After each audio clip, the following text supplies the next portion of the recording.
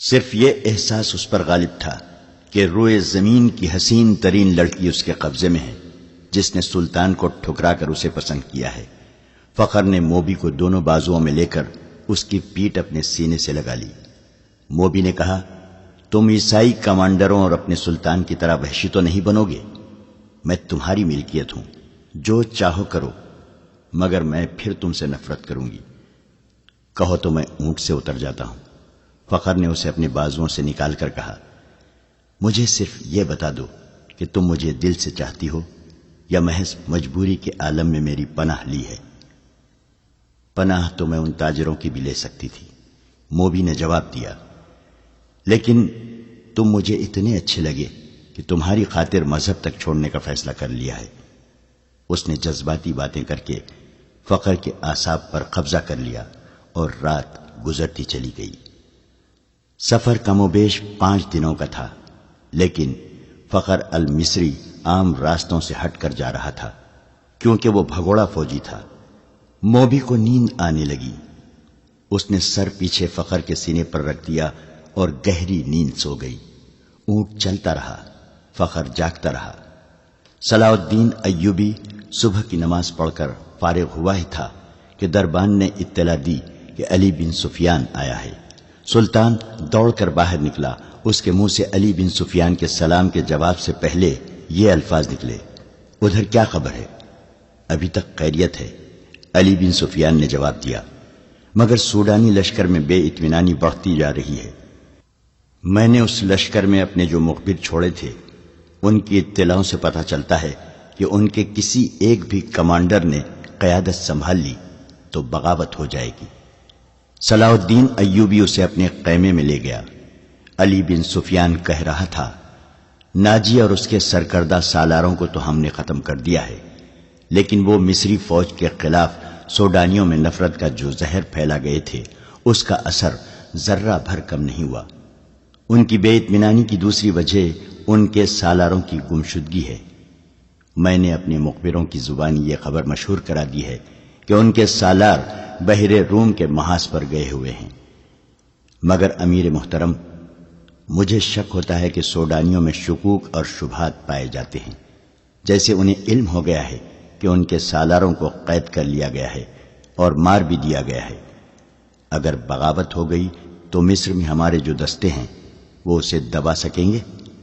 صلاح الدین ایوبی نے پوچھا، کیا وہ 50,000 تجربے کار فوج کا مقابلہ کر سکیں گے؟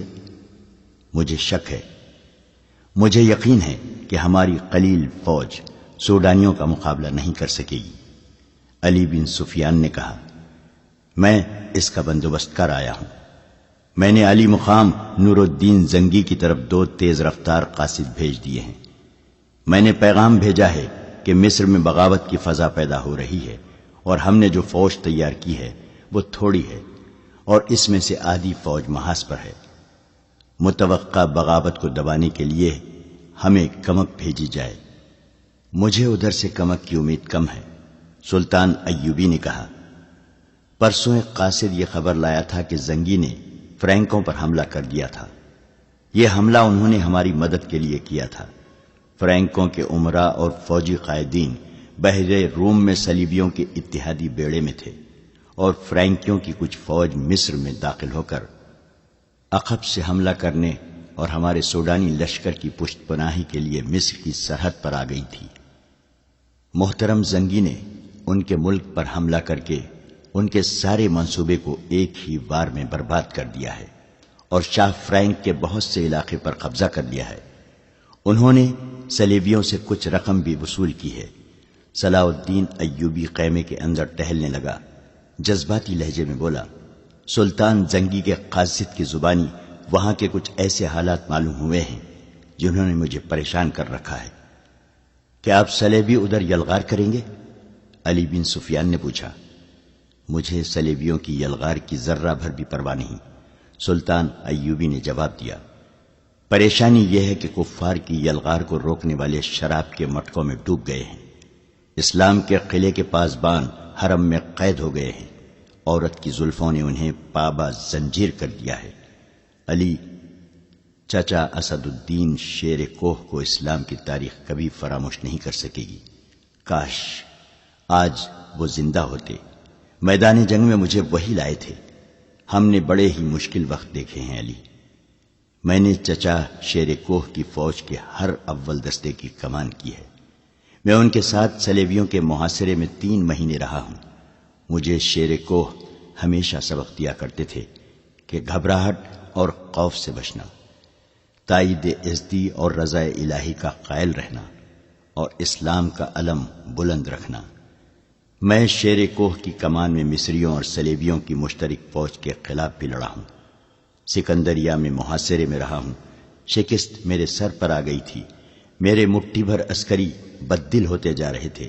میں نے کس طرح ان کے حوصلے اور جذبے تر و تازہ رکھے، یہ میرا خدا ہی بہتر جانتا ہے، تاکہ چچا شیر کوہ نے حملہ آور ہو کر محاصرہ توڑا۔ تم یہ کہانی اچھی طرح جانتے ہو۔ ایمان فروشوں نے کفار کے ساتھ مل کر ہمارے لیے کیسے کیسے طوفان کھڑے کیے، مگر میں گھبرایا نہیں، دل نہیں چھوڑا۔ مجھے سب کچھ یاد ہے سلطان، علی بن سفیان نے کہا۔ اس قدر معرکہ آرائی اور قتل و غارت کے بعد توقع تھی کہ مصری راہ راست پر آ جائیں گے، مگر ایک غدار مرتا ہے تو ایک اور اس کی جگہ لے لیتا ہے۔ میرا مشاہدہ یہ ہے کہ غدار کمزور خلافت کی پیداوار ہوتے ہیں۔ اگر فاطمی خلافت حرم میں گم نہ ہو جاتی تو آج آپ صلیبیوں سے یورپ میں لڑ رہے ہوتے، مگر ہمارے غدار بھائی انہیں سلطنت اسلامیہ سے باہر نہیں جانے دے رہے ہیں۔ جب بادشاہ عیش و عشرت میں پڑ جائیں تو رعایا میں سے بھی کچھ لوگ بادشاہی کے خواب دیکھنے لگتے ہیں۔ وہ کفار سے طاقت اور مدد حاصل کرتے ہیں۔ ایمان فروشی میں وہ اس قدر اندھے ہو جاتے ہیں کہ کفار کے عزائم اور اپنی بیٹیوں کی عصمتوں تک کو بھلا دیتے ہیں۔ مجھے ہمیشہ انہی لوگوں سے ڈر آتا ہے۔ صلاح الدین ایوبی نے کہا، اللہ نہ کرے اسلام کا نام جب بھی ڈوبا مسلمانوں کے ہاتھوں سے ڈوبے گا۔ ہماری تاریخ غداروں کی تاریخ بنتی جا رہی ہے۔ یہ رجحان بتا رہا ہے کہ ایک روز مسلمان جو برائے نام مسلمان ہوں گے اپنی سرزمین کفار کے حوالے کر دیں گے۔ اگر اسلام کہیں زندہ رہا تو وہاں مسجدیں کم اور قہبہ خانہ زیادہ ہوں گے۔ ہماری بیٹیاں صلیبیوں کی طرح بال کھلے چھوڑ کر بے حیا ہو جائیں گی۔ کفار انہیں اسی راستے پر ڈال رہے ہیں، بلکہ ڈال چکے ہیں۔ اب مصر سے پھر وہی طوفان اٹھ رہا ہے علی۔ تم اپنے محکمے کو اور مضبوط اور وسیع کر لو۔ میں نے اپنے رفیقوں سے کہہ دیا ہے کہ دشمن کے علاقوں میں جا کر شبخوں مارنے اور خبریں لانے کے لیے تن و من اور ذہین نوجوانوں کا انتخاب کرو۔ صلیبی اس محاذ کو مضبوط اور پر اثر بنا رہے ہیں۔ تم فوری طور پر جاسوسی جنگ کی تیاری کرو۔ فوری طور پر کرنے والا کام یہ ہے کہ سمندر سے کئی ایک صلیبی بچ کر نکلے ہیں، ان میں زیادہ تر زخمی ہیں، اور جو زخمی نہیں وہ کئی کئی دن سمندر میں ڈوبنے اور تیرنے کی وجہ سے زخمیوں سے بدتر ہیں۔ ان سب کا علاج معالجہ ہو رہا ہے۔ میں نے سب کو دیکھا ہے، تم بھی انہیں دیکھ لو اور اپنی ضرورت کے مطابق ان سے معلومات حاصل کرو۔ سلطان ایوبی نے دربان کو بلا کر ناشتے کے لیے کہا اور علی بن سفیان سے کہا، کل کچھ زخمی اور اچھی بھلی لڑکیاں میرے سامنے لائی گئی تھیں۔ 6 تو سمندر سے نکلے ہوئے قیدی ہیں۔ ان میں ایک پر مجھے شک ہے کہ وہ سپاہی نہیں، رتبے اور عہدے والا آدمی ہے۔ سب سے پہلے اسے ملو۔ 5 تاجر 7 عیسائی لڑکیوں کو ساتھ لائے تھے۔ اس نے علی بن سفیان کو لڑکیوں کے متعلق وہی کچھ بتایا جو تاجروں نے بتایا تھا۔ سلطان ایوبی نے کہا، میں نے لڑکیوں کو دراصل حراست میں لے لیا ہے، لیکن انہیں بتایا ہے کہ میں انہیں پناہ میں لے رہا ہوں۔ لڑکیوں کا یہ کہنا کہ وہ غریب گھرانوں کی لڑکیاں ہیں، اور پھر ان کا یہ بیان کہ انہیں ایک جلتے ہوئے جہاز میں سے کشتی میں بٹھا کر سمندر میں اتارا گیا اور کشتی انہیں ساحل پر لے آئی، مجھے شکوک میں ڈال رہا ہے۔ میں نے انہیں الگ خیمے میں رکھا ہے اور سنتری کھڑا کر دیا ہے۔ تم ناشتے کے فوراً بعد اس قیدی اور ان لڑکیوں کو دیکھو۔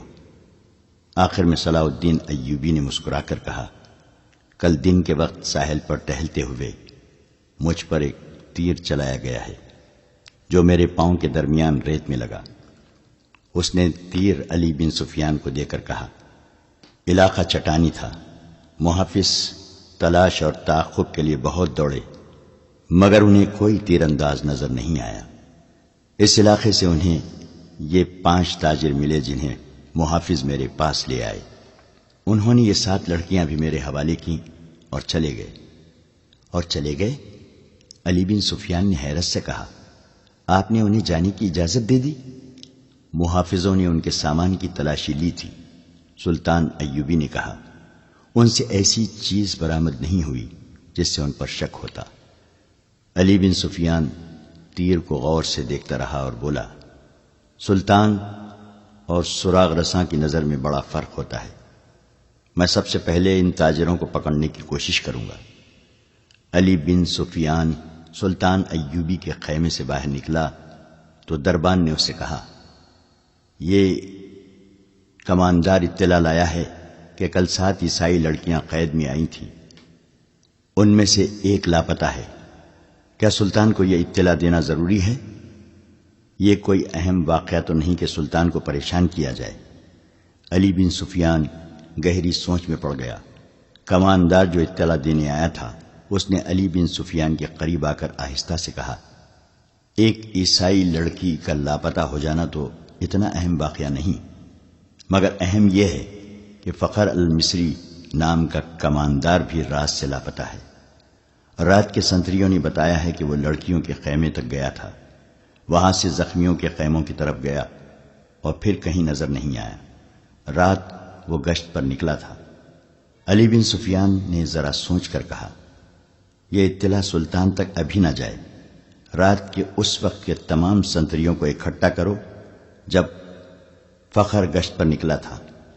اس نے سلطان ایوبی کے محافظ دستے کے کماندار سے کہا کہ کل سلطان کے ساتھ جو محافظ ساحل تک گئے تھے انہیں لاؤ۔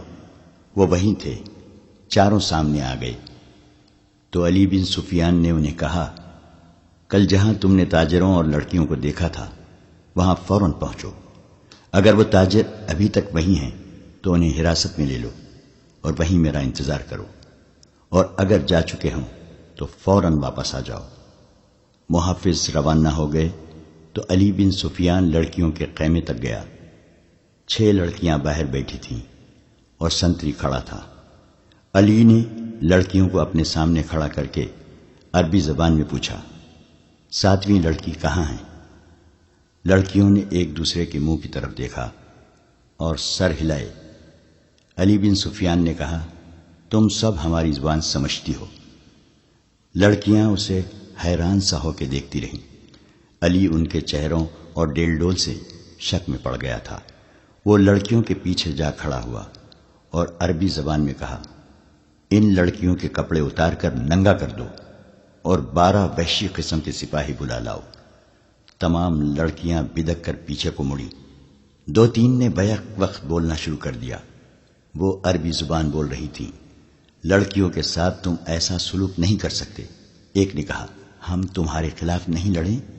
علی بن سفیان کی ہنسی نکل گئی۔ اس نے کہا، میں تمہارے ساتھ بہت اچھا سلوک کروں گا۔ تم نے جس طرح ایک ہی دھمکی سے عربی بولنی شروع کر دی ہے، اب بغیر کسی دھمکی کے یہ بتا دو کہ 7ویں لڑکی کہاں ہے۔ سب نے لا علمی کا اظہار کیا۔ علی نے کہا، میں اس سوال کا جواب لے کر رہوں گا۔ تم نے سلطان پر ظاہر کیا ہے کہ تم ہماری زبان نہیں جانتی، اب تم ہماری زبان ہماری طرح بول رہی ہو، کیا میں تمہیں چھوڑ دوں گا؟ اس نے سنتری سے کہا، انہیں خیمے کے اندر بٹھا دو۔ رات کے سنتری آ گئے تھے۔ فخر المصری کی گشت کے وقت کے سنتریوں سے علی بن سفیان نے پوچھ گچھ کی۔ آخر لڑکیوں کے خیمے والے سنتری نے بتایا کہ فخر رات اسے یہیں کھڑا کر کے زخمیوں کے خیموں کی طرف گیا تھا۔ تھوڑی دیر بعد اسے اس کی آواز سنائی دی، کون ہو تم؟ نیچے آؤ۔ سنتری نے ادھر دیکھا تو اندھیرے میں اسے کچھ بھی نظر نہ آیا۔ سامنے مٹی کے ٹیلے پر اسے ایک آدمی کا سایہ سا نظر آیا اور وہ سایہ وہیں غائب ہو گیا۔ علی بن سفیان فوراً وہاں گیا۔ یہ ٹیلہ ساحل کے قریب تھا، اس کی مٹی ریتیلی تھی۔ ایک جگہ سے صاف پتہ چل رہا تھا کہ وہاں کوئی اوپر گیا ہے۔ وہاں زمین پر 2 قسم کے پاؤں کے نشان تھے۔ ایک نشان تو مرد کا تھا جس نے فوجیوں والا جوتا پہن رکھا تھا، دوسرا نشان چھوٹے جوتے کا تھا اور زنانی لگتا تھا۔ زمین کچی اور ریتیلی تھی۔ زنانہ نشان جدھر سے آیا تھا علی بن سفیان ادھر کو چل پڑا۔ یہ نشان اسے اس خیمے تک لے گئے جہاں موبی رابن سے ملی تھی۔ اس نے خیمے کا پردہ اٹھایا اور اندر چلا گیا۔ اس کی چہرہ شناس نگاہوں نے زخمی قیدیوں کو دیکھا۔ سب کے چہرے بھانپے۔ رابن بیٹھا ہوا تھا۔ اس نے علی بن سفیان کو دیکھا اور فوراً ہی کراہنے لگا، جیسے اسے درد کا اچانک دورہ پڑا ہو۔ علی نے اسے کندھے سے پکڑ کر اٹھا لیا اور خیمے سے باہر لے گیا۔ اس سے پوچھا، رات کو ایک قیدی لڑکی اس خیمے میں آئی تھی؟ کیوں آئی تھی؟ رابن اسے ایسی نظروں سے دیکھنے لگا جن میں حیرت تھی اور ایسا تاثر بھی جیسے وہ کچھ سمجھا ہی نہ ہو۔ علی بن سفیان نے اسے آہستہ سے کہا، تم میری زبان سمجھتے ہو دوست، میں تمہاری زبان سمجھتا ہوں، بول سکتا ہوں، لیکن تمہیں میری زبان میں جواب دینا ہوگا۔ رابن اس کا منہ دیکھتا رہا۔ علی نے سنتری سے کہا، اسے خیمے سے باہر رکھو۔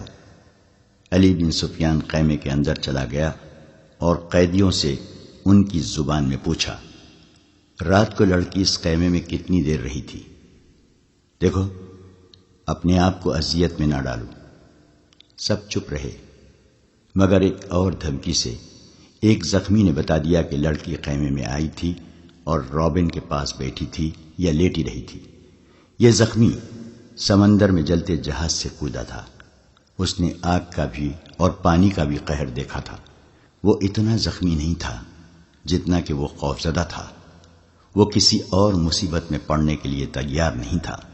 اس نے بتایا کہ اسے یہ معلوم نہیں کہ رابن اور لڑکی کے درمیان کیا باتیں ہوئیں اور لڑکی کون تھی۔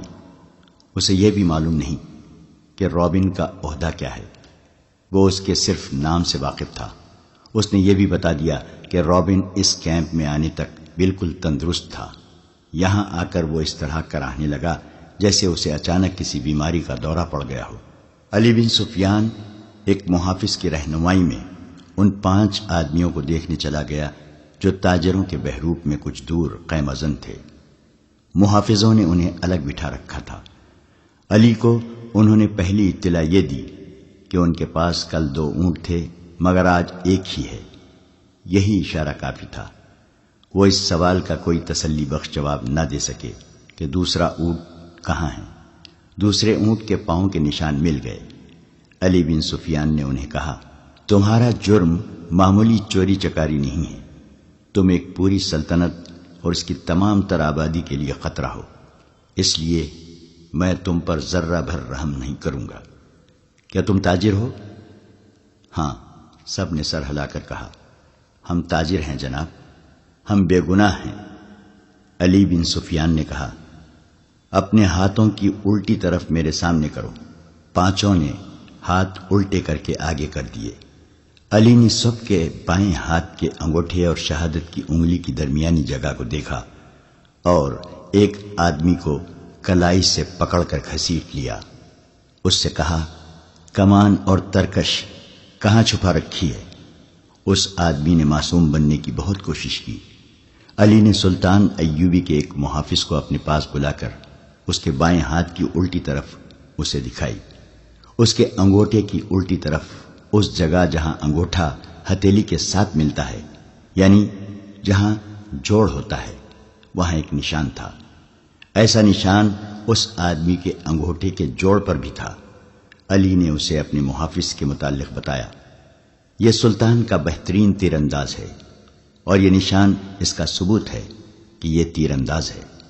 اس کے انگوٹھے کی الٹی طرف ایک مدھم سا نشان تھا، جیسے وہاں بار بار کوئی چیز رگڑی جاتی رہی ہو۔ یہ تیروں کی رگڑ کے نشان تھے۔ تیر دائیں ہاتھ سے پکڑا جاتا ہے، کمان بائیں ہاتھ سے پکڑی جاتی ہے۔ تیر کا اگلا حصہ بائیں ہاتھ کے انگوٹھے پر ہوتا ہے اور جب تیر کمان سے نکلتا ہے تو انگوٹھے پر رگڑ کھا جاتا ہے۔ ایسا نشان ہر ایک تیر انداز کے ہاتھ پر ہوتا تھا۔ علی بن سفیان نے اسے کہا، ان 5 میں تم اکیلے تیر انداز ہو، کمان اور ترکش کہاں ہیں؟ 5 چپ رہے۔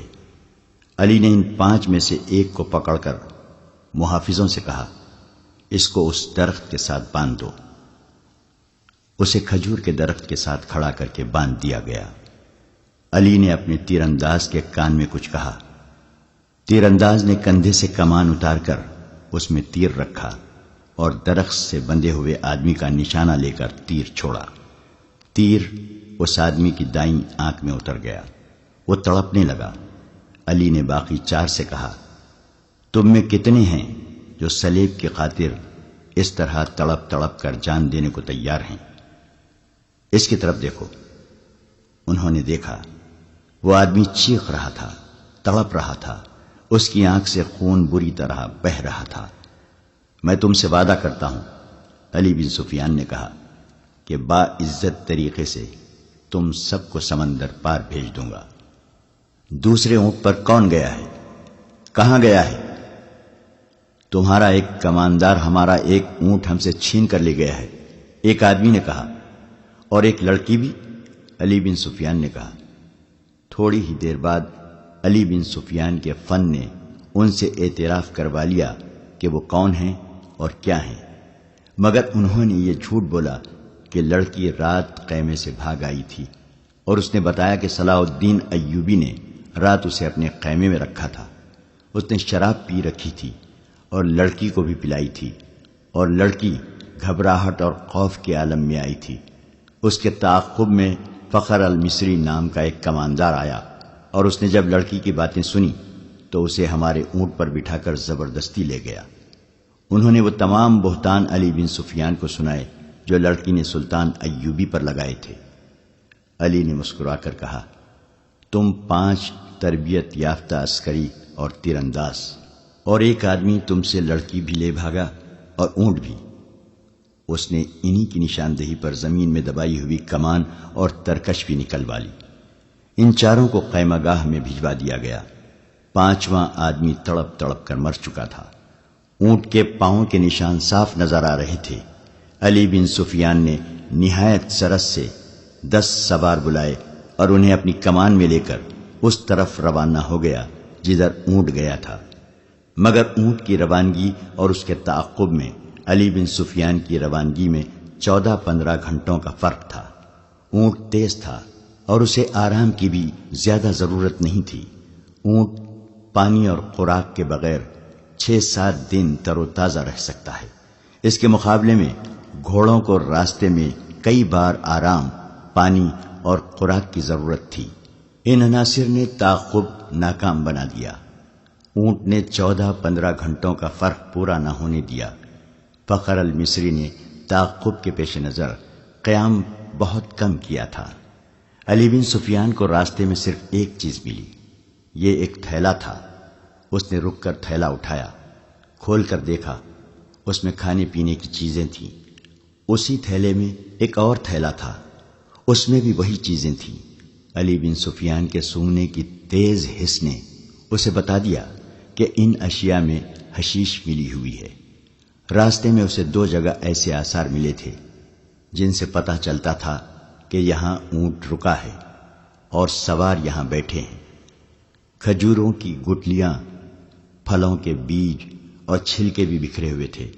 تھیلے نے اسے شک میں ڈال دیا۔ اس کے ذہن میں یہ شک نہ آیا کہ فخر المصری کو حشیش کے نشے میں لڑکی اپنے محافظ کے طور پر ساتھ لے جا رہی ہے۔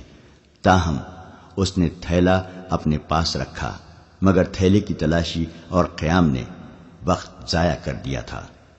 فخر المصری اور موبی منزل پر بھی نہ پہنچتے اور راستے میں پکڑے بھی جاتے تو کوئی فرق نہ پڑتا۔ سوڈانی لشکر میں ناجی، ادروش اور ان کے ساتھی جو زہر پھیلا چکے تھے وہ اثر کر گیا تھا۔ فاطمی خلافت کے وہ فوجی سربراہ جو برائے نام جنرل اور دراصل حاکم بنے ہوئے تھے، سلطان ایوبی کو ایک ناکام امیر اور بیکار حاکم ثابت کرنا چاہتے تھے۔ مسلمان حکمران حرم میں ان لڑکیوں کے اسیر ہو گئے تھے جن میں بیشتر عیسائی اور یہودی تھیں۔ ان کے نام اسلامی تھے۔ حکومت کا کاروبار خود ساختہ افسر چلا رہے تھے، من مانی اور عیش و عشرت کر رہے تھے۔ وہ نہیں چاہتے تھے کہ سلطان صلاح الدین ایوبی جیسا کوئی مذہب پسند اور قوم پرست قائل قوم کو جگا دے اور حکمرانوں اور سلطانوں کو حرم کی جنت سے باہر نکال کر حقائق کی دنیا میں لے آئے۔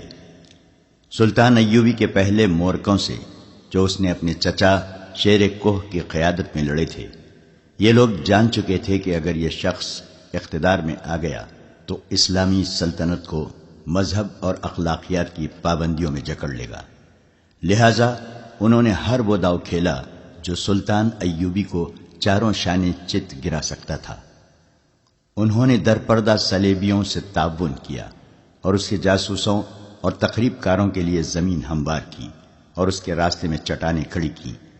اگر نور الدین زنگی نہ ہوتا تو آج نہ صلاح الدین ایوبی کا تاریخ میں نام ہوتا اور نہ آج نقشے پر اتنے زیادہ اسلامی ممالک نظر آتے۔ نور الدین زنگی نے ذرا سا اشارے پر بھی سلطان ایوبی کو کمک اور مدد بھیجی۔ صلیبیوں نے مصری فوج کے سوڈانیوں کے بلاوے پر بحیرہ روم سے حملہ کیا تو نور الدین زنگی نے اطلاع ملتے ہی خشکی پر صلیبیوں کی ایک مملکت پر حملہ کر کے ان کے اس لشکر کو مفلوج کر دیا جو مصر پر حملہ کرنے کے لیے جا رہا تھا۔ یہ تو سلطان ایوبی کا نظام جاسوسی ایسا تھا کہ اس نے صلیبیوں کا بیڑا غرق کر دیا۔ اب علی بن سفیان نے زنگی کی طرف برق رفتار قاصد یہ خبر دینے کے لیے دوڑا دیے تھے کہ سوڈانیوں کی بغاوت کا خطرہ ہے اور ہماری فوج کم بھی ہے، 2 حصوں میں بٹ بھی گئی ہے۔ قاصد پہنچ گئے تھے اور نور الدین زنگی نے خاص فوج کو مصر کی طرف کوچ کا حکم دے دیا تھا۔ بعض مورخین نے اس فوج کی تعداد 2000 سوار اور پیادہ لکھی ہے اور کچھ اس سے زیادہ بتاتے ہیں۔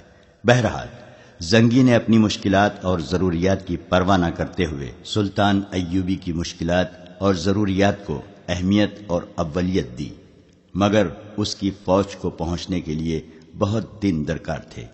مسلمان نام نہاد فوجی اور دیگر سرکردہ شخصیتوں نے دیکھا کہ مصر میں سلطان ایوبی کے خلاف بے اطمینانی اور بغاوت پھوٹ رہی ہے تو انہوں نے اسے ہوا دی، درپردہ سوڈانیوں کو اکسایا اور اپنے مخبروں کے ذریعے یہ بھی معلوم کر لیا کہ سوڈانیوں کے سالاروں کو مروا کر خفیہ طریقے سے دفن کر دیا گیا ہے۔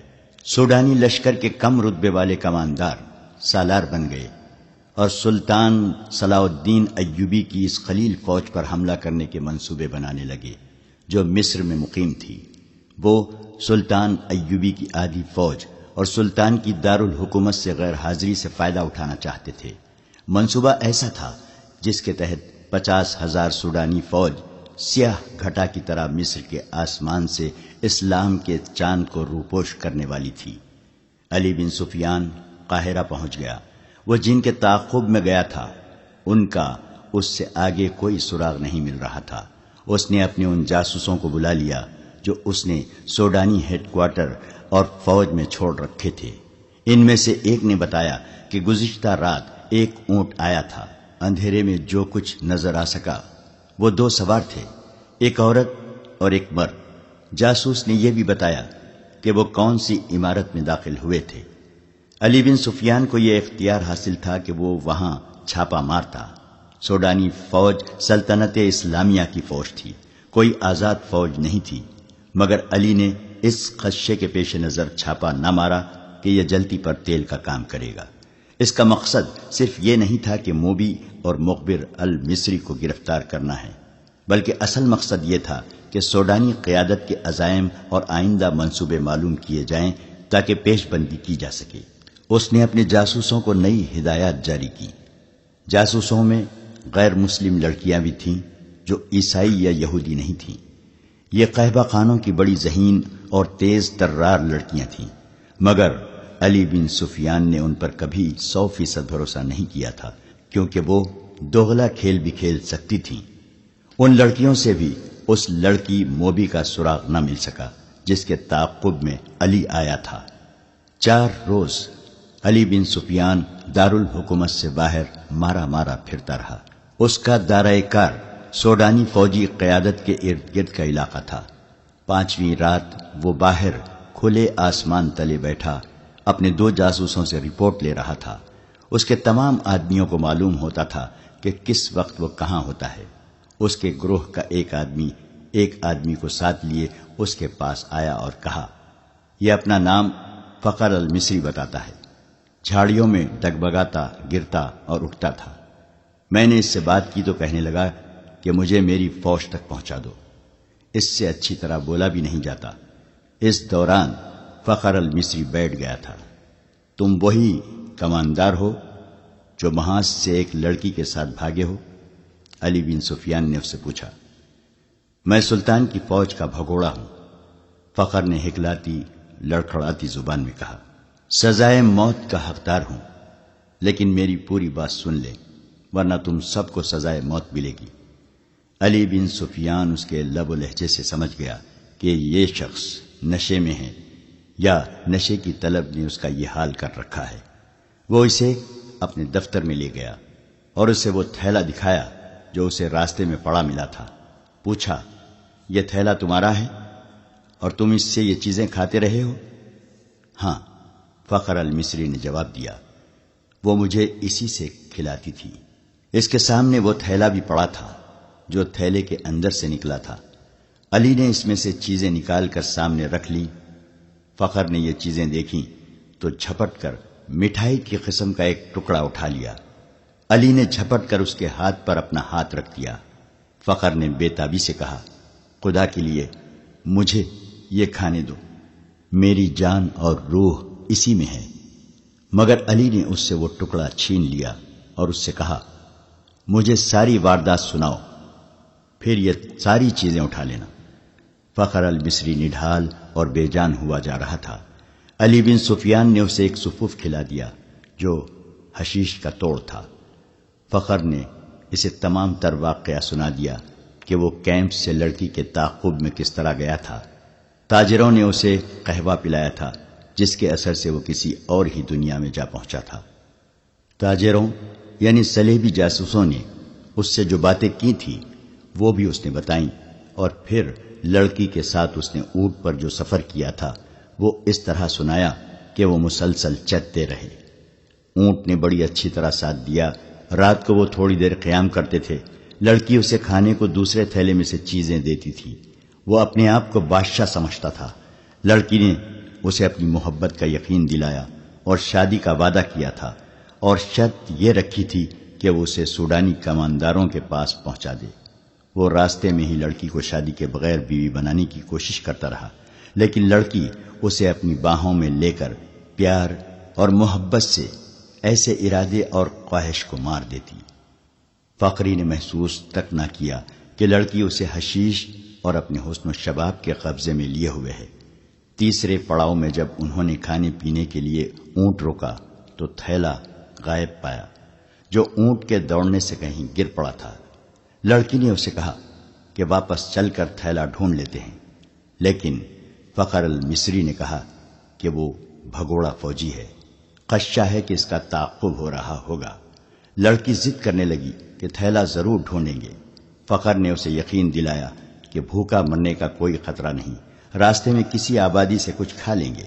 مگر لڑکی آبادی کے قریب جانا نہ چاہتی تھی اور کہتی تھی کہ واپس چلو۔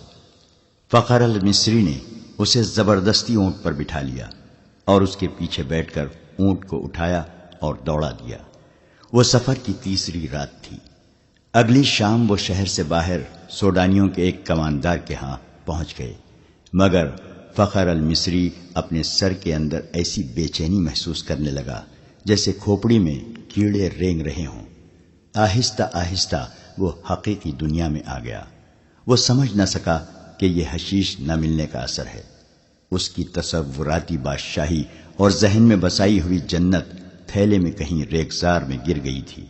لڑکی نے اس کے سامنے کماندار کو صلیبیوں کا پیغام دیا اور اسے بغاوت پر اکسایا۔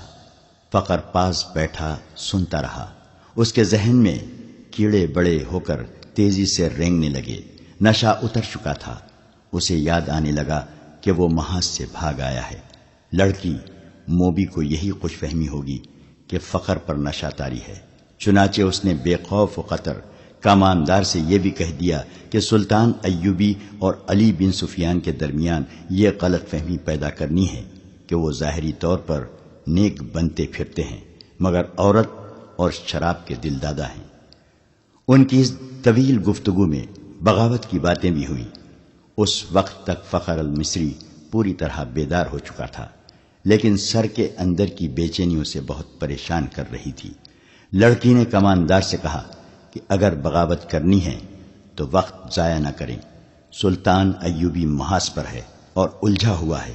لڑکی نے یہ جھوٹ بولا کہ سلیبی 3-4 دنوں بعد دوسرا حملہ کرنے والے ہیں۔ سلطان ایوبی کو یہاں سے بھی فوج محاذ پر بلانی پڑے گی۔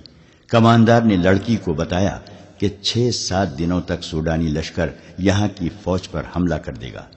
فخر یہ ساری باتیں سنتا رہا۔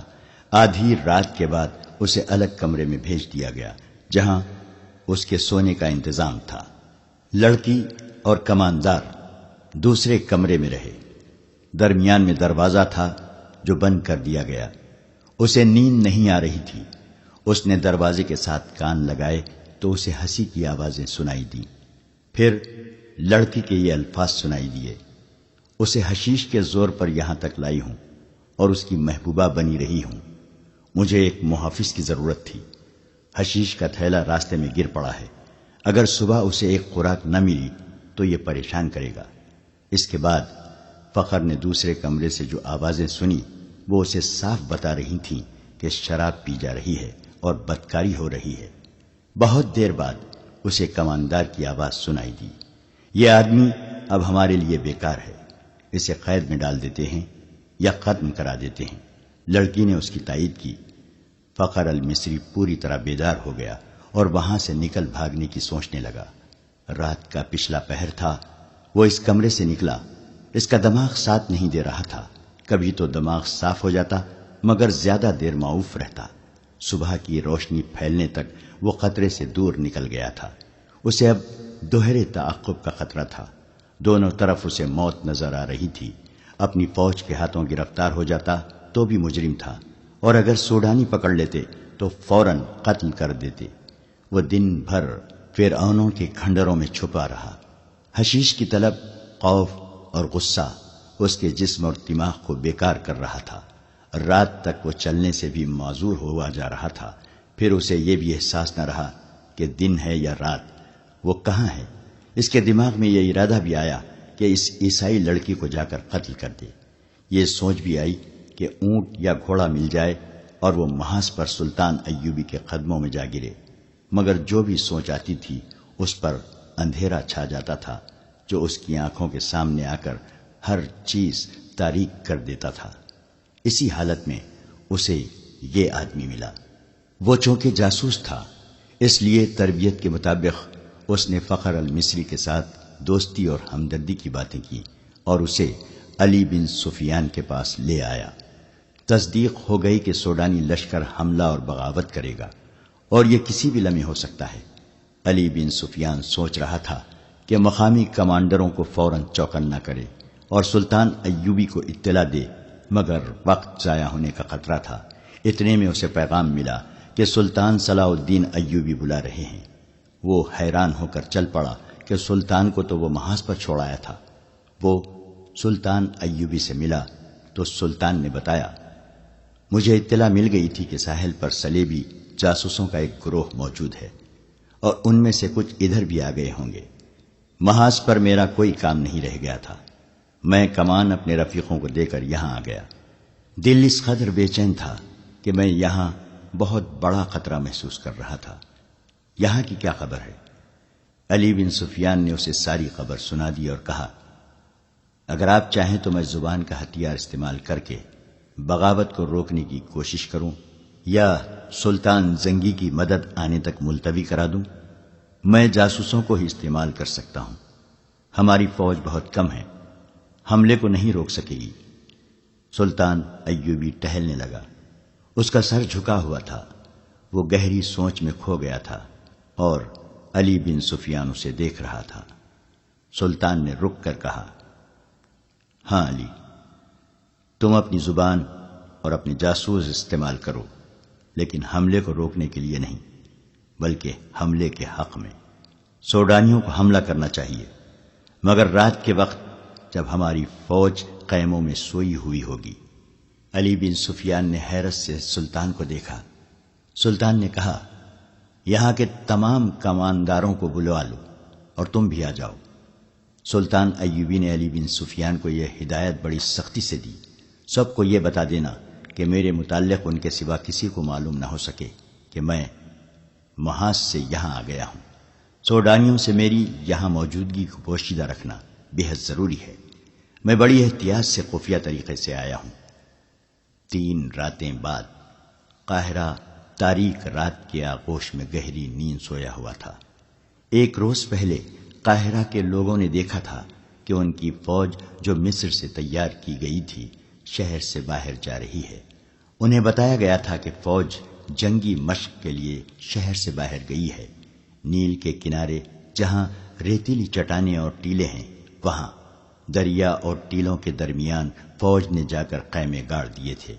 فوج پیادہ بھی تھی، سوار بھی۔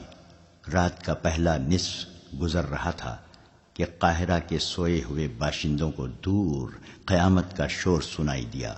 گھوڑوں کے سرپٹ بھاگنے کی آوازیں بھی سنائی دی۔ سوئے ہوئے لوگ جاگ اٹھے۔ وہ سمجھے کہ فوج جنگی مشق کر رہی ہے، مگر شور قریب آتا اور بلند ہوتا گیا۔ لوگوں نے چھتوں پر چڑھ کر دیکھا، آسمان لال سرخ ہو رہا تھا۔ بعض نے دیکھا کہ دور دریائے نیل سے آگ کے شعلے اٹھتے اور تاریک رات کا سینہ چاک کرتے، خشکی پر کہیں گرتے تھے۔ پھر شہر میں سینکڑوں سرپٹ دوڑتے گھوڑوں کے ٹاپو سنائی دیے۔ شہر والوں کو ابھی معلوم نہیں تھا کہ یہ جنگی مشق نہیں، باقاعدہ جنگ ہے۔ جو آگ لگی ہوئی ہے اس میں سوڈانی لشکر کا خاصا بڑا حصہ زندہ چل رہا ہے۔ یہ سلطان صلاح الدین ایوبی کی ایک بے مثال چال تھی۔ اس نے دارالحکومت میں مقیم قلیل فوج کو دریائے نیل اور ریتیلے ٹیلوں کے درمیان وسیع میدان میں خیمہ زن کر دیا تھا۔ علی بن سفیان نے اپنے فن کا مظاہرہ کیا تھا۔ اس نے سوڈانی لشکر میں اپنے آدمی بھیج کر بغاوت کی آگ بھڑکا دی تھی۔ اس کے کمانداروں سے یہ فیصلہ کروا لیا تھا کہ رات کو جب سلطان کی فوج گہری نیند سوئی ہوئی ہوگی اس پر سوڈانی فوج حملہ کر دے گی اور صبح تک ایک ایک سپاہی کا سپاہیا کر کے دارالحکومت پر بے خوف و خطر قابض ہو جائے گی، اور سوڈانی فوج کا دوسرا حصہ بحیرہ روم کے ساحل پر مقیم فوج پر حملہ کرنے کے لیے روانہ کر دیا جائے گا۔ اس فیصلے اور منصوبے کے مطابق سوڈانی فوج کا ایک حصہ نہایت خفیہ طریقے سے رات کو بحیرہ روم کے محاذ کی طرف روانہ کر دیا گیا اور دوسرا حصہ دریائے نیل کے کنارے خیمہ زن فوج پر ٹوٹ پڑا۔ اس فوج نے سیلاب کی طرح 1 میل وسعت میں پھیلی ہوئی خیمہ گاہ پر حلہ بول دیا اور بہت ہی تیزی سے اس علاقے میں پھیل گئی۔ اچانک خیموں پر آگ کے تیر اور تیل میں بھیگے ہوئے کپڑوں کے جلتے گولے برسنے لگے۔ نیل بھی آگ برسانے لگا۔ خیموں کو آگ لگ گئی اور شعلے آسمان تک پہنچنے لگے۔ سوڈانی فوج کو خیموں میں سلطان ایوبی کی فوج کا نہ کوئی سپاہی ملا، نہ کوئی گھوڑا ملا، نہ کوئی گھوڑ سوار۔ اس فوج کو وہاں تمام خالی خیمے ملے، کوئی مقابلے کے لیے نہ اٹھا اور اچانک آگ ہی آگ پھیل گئی۔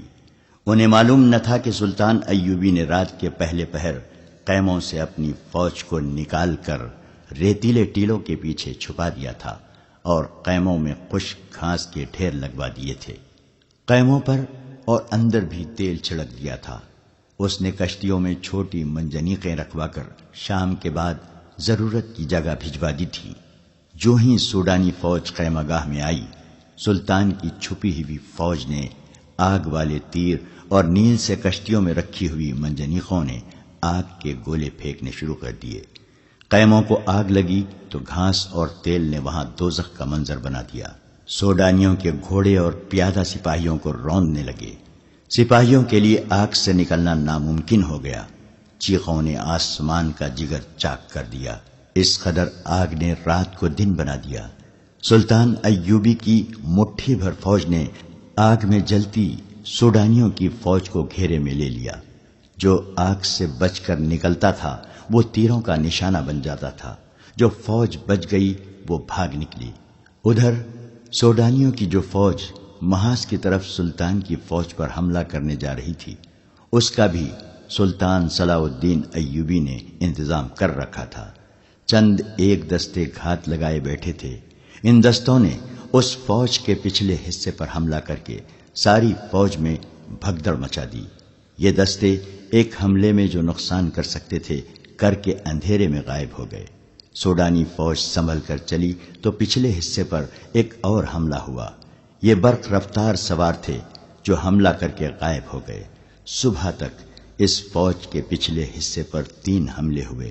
سوڈانی سپاہی اسی سے بددل ہو گئے۔ انہیں مقابلہ کرنے کا تو موقع ہی نہ ملتا تھا۔ دن کے وقت کمانداروں نے بڑی مشکل سے فوج کا حوصلہ بحال کیا، مگر رات کو کوچ کے دوران ان کا پھر وہی حشر ہوا۔ دوسری رات تاریکی میں ان پر تیر بھی برسے۔ انہیں اندھیرے میں گھوڑے دوڑانے کی آوازیں سنائی دیتی تھیں جو ان کی فوج کے عقب میں کچھ تو خون کرتی دور چلی جاتی تھیں۔ 3-4 یورپی مورخوں نے، جن میں لینپور اور ولیم خاص طور پر قابل ذکر ہیں، لکھا ہے کہ دشمن کی کثیر نفری پر رات کے وقت چند ایک سواروں سے عقبی حصے پر شبقوں مارنا اور غائب ہو جانا سلطان ایوبی کی ایسی جنگی چال تھی جس نے آگے چل کر صلیبیوں کو بہت نقصان پہنچایا۔ اس طرح صلاح الدین ایوبی دشمن کی پیش قدمی کی رفتار کو بہت سست کر دیتا تھا اور دشمن کو مجبور کر دیتا تھا کہ وہ اس کی پسند کے میدان میں لڑے، جہاں سلطان ایوبی نے جنگ کا پھانسا پلٹنے کا انتظام کر رکھا ہوتا تھا۔ ان مورخین نے سلطان ایوبی کے ان جاباز سواروں کی جرأت اور برق رفتاری کی بہت تعریف کی ہے۔ آج کے جنگی مبصر جن کی نظر جنگوں کی تاریخ پر ہے، رائے دیتے ہیں کہ آج کے کمانڈو اور گوریلا آپریشن کا موجد سلطان صلاح الدین ایوبی ہے۔ وہ اس طریقے جنگ سے دشمن کے منصوبے درہم برہم کر دیا کرتا تھا۔ سوڈانیوں پر اس نے یہی طریقہ آزمایا اور صرف 2 راتوں کے بار بار کے شبقوں سے اس نے سوڈانی سپاہیوں کا لڑنے کا جذبہ ختم کر دیا۔ اس کی قیادت میں کوئی دماغ نہ تھا۔ یہ قیادت فوج کو سنبھال نہ سکی۔ اس فوج میں علی بن سفیان کے بھی آدمی سوڈانی سپاہیوں کے بھیس میں موجود تھے۔ انہوں نے یہ افواہ پھیلا دی کہ عرب سے ایک لشکر آ رہا ہے جو انہیں کاٹ کر رکھ دے گا۔ انہوں نے بددلی اور فرار کا رجحان پیدا کرنے میں پوری کامیابی حاصل کی۔ فوج غیر منظم ہو کر بکھر گئی۔ نیل کے کنارے اس فوج کا جو حشر ہوا وہ عبرتناک تھا۔ یہ افواہ غلط ثابت نہ ہوئی کہ عرب سے فوج آ رہی ہے۔ نور الدین زنگی کی فوج آ گئی جس کی نفری بہت زیادہ نہیں۔ بعض مورخین نے 2000 سوار اور 2000 پیادہ لکھی ہے۔ بعض کے اعداد و شمار اس سے کچھ زیادہ ہیں۔ تاہم یہ صلاح الدین ایوبی کو سہارا مل گیا اور اس نے فوراً اس کمک کی قیادت سنبھال لی، اس کیفیت میں کہ جبکہ سوڈانیوں کا 50,000 لشکر سلطان ایوبی کے آگ کے پھندے میں اور ادھر صحرا میں شبقونوں کی وجہ سے بدنظمی کا شکار ہو گیا تھا، یہ تھوڑی سی کمک بھی کافی تھی۔ سلطان ایوبی اس کمک سے اور اپنی فوج سے سوڈانیوں کا قتل عام کر سکتا تھا، لیکن اس نے ڈپلومیسی سے کام لیا۔ سوڈانی کمان کے کمانداروں کو پکڑا اور انہیں ذہن نشین کرایا کہ ان کے لیے تباہی کے سوا کچھ نہیں رہا، لیکن وہ انہیں تباہ نہیں کرے گا۔ کمانداروں نے اپنا حشر دیکھ لیا تھا، وہ اب سلطان کے عتاب اور سزا سے خائف تھے، لیکن سلطان نے انہیں بخش دیا اور سزا دینے کی بجائے سوڈانیوں کی بچی کچی فوج کو سپاہیوں سے کاشتکاروں میں بدل دیا۔ انہیں زمینیں دیں اور کھیتی باڑی میں انہیں سرکاری طور پر مدد دی، اور پھر انہیں یہ بھی اجازت دے دی کہ ان میں سے جو لوگ فوج میں بھرتی ہونا چاہتے ہیں ہو سکتے ہیں۔ سوڈانیوں کو یوں دانش مندی سے ٹھکانے لگا کر سلطان صلاح الدین ایوبی نے نور الدین زنگی کی بھیجی ہوئی فوج اور اپنی فوج کو یکجا کر کے اس میں وفادار سوڈانیوں کو بھی شامل کر کے ایک فوج منظم کی اور صلیبیوں پر حملے کے منصوبے بنانے لگا۔ اس نے علی بن سفیان سے کہا کہ وہ اپنے جاسوسوں اور شبقوں مارنے والے جانبازوں کے دستے فوراً تیار کرے۔ ادھر صلیبیوں نے بھی جاسوسی اور تخریب کاری کا انتظام مستحکم کرنا شروع کر دیا۔